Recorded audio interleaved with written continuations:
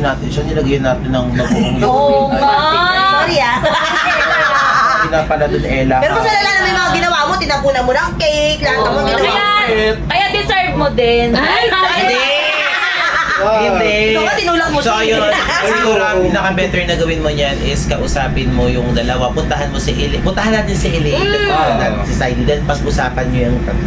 Tama-tama, magbabakasyon tayo para Ayaw, love, para love, love. masaya. Yes. So, ganoon na lang. So, puntahan na natin si Elaine para i-surprise siya. Okay? Let's go! So, puntahan na natin si Elaine sa kabilang kwarto. Yes. So, Elaine, ka bilis.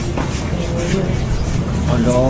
Ang bait-bait naman ni Ella, natutuwa naman. So, puntahan na natin si Elaine. Ano ka bilis na? Elaine, may naghahanap sa'yo. Ayaw na dito yan. Baka awayin na naman ako niyan. Sige, may trauma. Oo naman, may trauma na sa'yo si Elaine, oh.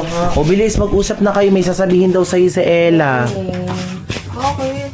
Dito ka. Umupo Awayin na ka naman dito, ako te. niyan. Hindi ka awayin. Ayun, Hindi, awatin dito ni ka, ate, oh. Kami din yan, may trust issue din kami dyan. Pero may sasabihin sa'yo.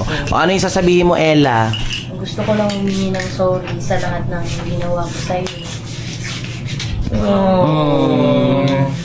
Ayun, na pag na-realize ko rin na yung mga ginawa ko sa inyo ni Saidi ay sobrang mali. Tapos, may nasasaktan na pala ako. So, nandito ko ngayon kasi gusto ko humingi ng sorry, Elaine. And gusto ko na lang maging masaya kayong dalawa ni Zaidi kasi kitang-kita ko naman na masaya kayo sa isa't isa. So, ako nang bahala sa sarili ko. Kaya ko naman mag-move on.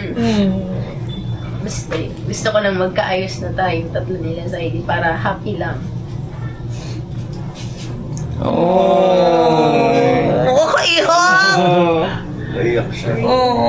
Ano, Elaine? Pinapatawad mo ba siya? Tagal ko naman na siya pinatawad, siya lang talaga. Pero yun nga, Ella, hindi natin masisisi na may trauma sa'yo si Elaine. Pero, importante, okay na kayo, ha? So, Elaine, pinapalaya na daw ni Ella si Saidi. So, ina-allowed niya na daw na manligaw ulit sa'yo si Saidi. Tama ba? Hindi mo na sila guguluhin? Oh!